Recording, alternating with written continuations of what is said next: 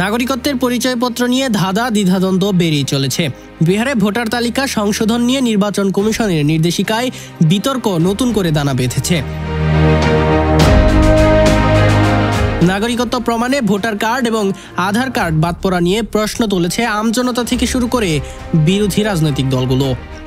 নির্বাচনী বিধি 1960 অনুযায়ী কমিশনের 6 নং ফর্মে রয়েছে বিপুল শক্তি, যাতে বলা হয়েছে 18 বছর বা তার বেশি বয়সী ভারতীয়দের তাদের বাসস্থানের এলাকায় ভোটার তালিকায় নাম উঠবে। ভারতীয় প্রমাণ করতে একটি ব্যক্তিগত ঘোষণাপত্র এবং জন্ম তারিখের প্রমাণ দিলেই চলবে।